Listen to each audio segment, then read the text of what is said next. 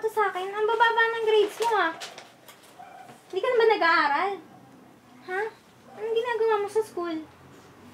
Ano na lang nasabihin natin kila mama? Nahirapan na akong mag-focus sa studies ko. Nahirapan na akong mag-concentrate. Hindi ko na maintindihan ang sarili ko, what I really want to do.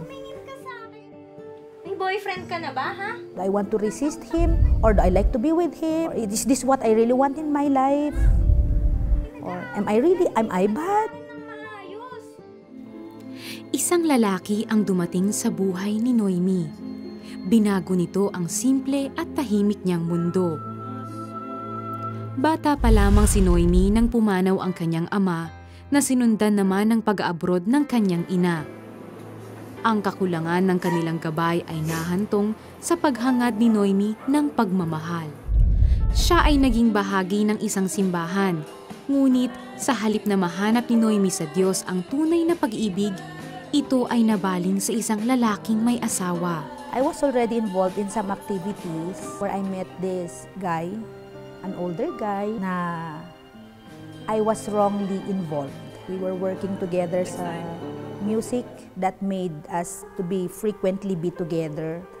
I was just parang thankful I have a big brother. Andun pala yung longing for a father image. He would give gifts, bring me out for lunch, for dinner. For a 15-year-old or a 14-year-old, I would say, at that time, makes you feel very special. Ngunit doon pala magsisimula ang malabangungot na karanasan ni Noemi. Loves, lalo kang gumaganda ngayon, ah. Ito bagay na bagay sa'yo.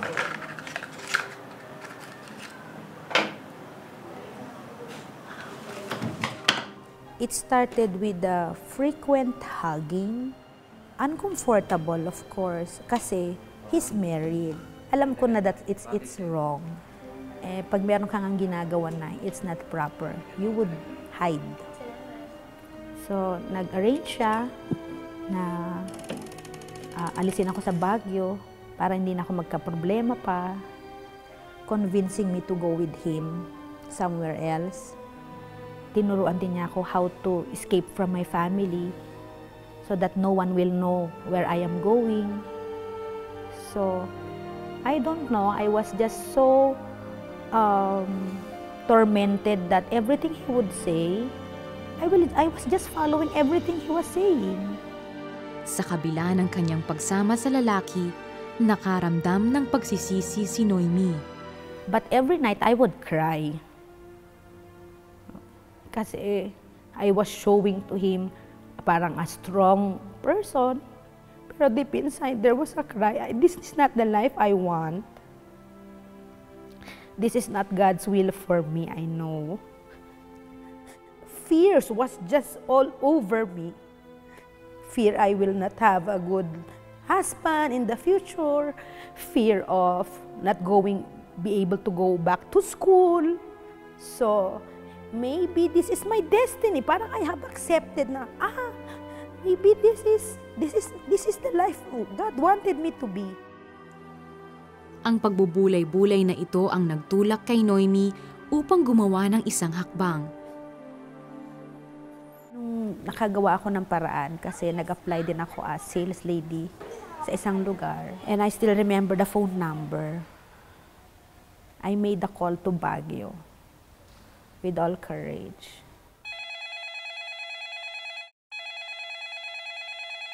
Hello? Sino to? Noemi? Asan ka? Bakit nandyan ka? Pupuntahan kita. O, sige ngayon. We are in this place. It can be located here. In a few hours, andyan na sila. Tagal pa naman alam, ate. Ayoko na dito. Para kang sumuko, para kang nahuli sa kasalanan mo, para kang somehow nakahinga. Parang I'm getting my way back, one step ahead na ako.